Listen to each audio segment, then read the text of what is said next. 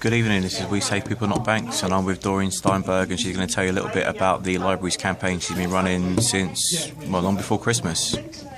Doreen? Hello, we've been fighting this library closure since last August. We got 10,000 petition for Wigmore alone and 1,000 for Sundon Park.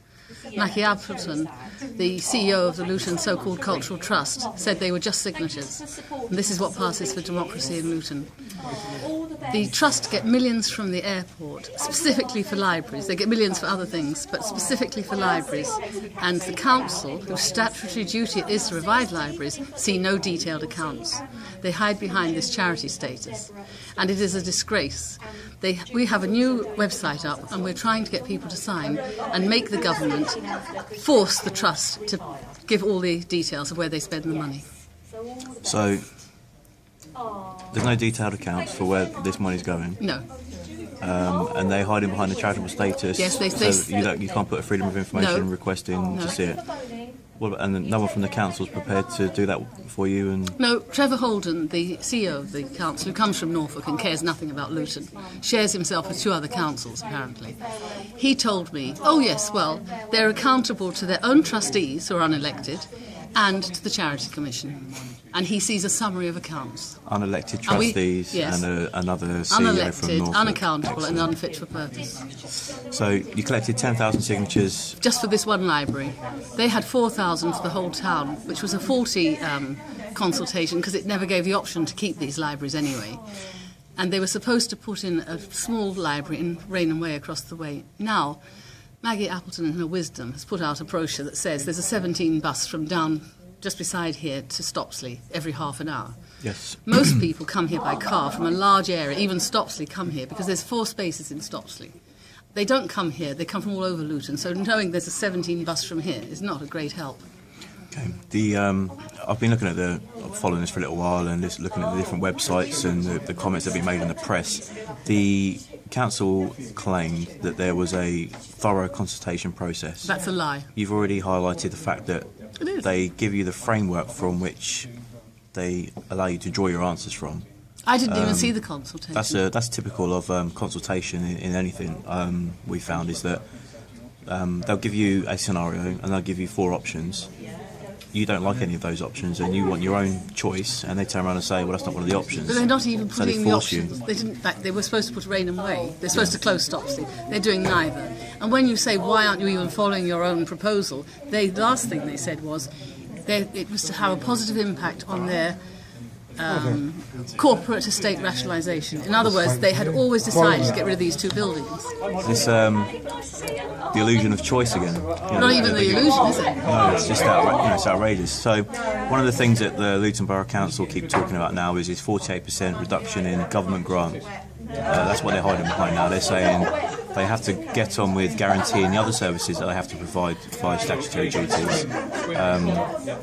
And one comment I heard from one council was that libraries are now a nice to have and not a need to have.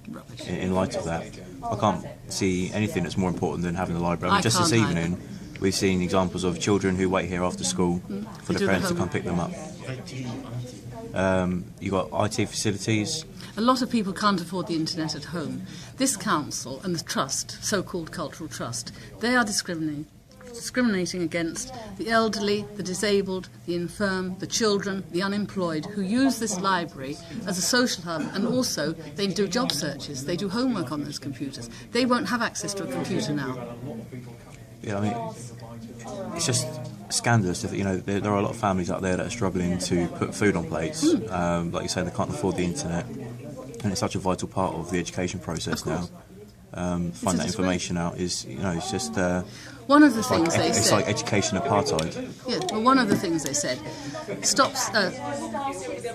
Wigmore and Sundon Park have less unemployed, less people on benefits, they have more homeowners, and I told them, these people are not homeowners. 80% or more are struggling to keep a mortgage. They're not homeowners. The 20% or so who are retired and are homeowners are struggling on a fixed pension, most of them. And they might have to have a £4,000 boiler. If they can afford it, they save for that. So they're actually worse off than people on benefits in many cases. Wow. And the government doesn't say you can only provide people benefits.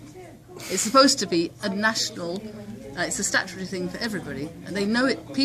Children who lose their local library, 40% of them never use a library again.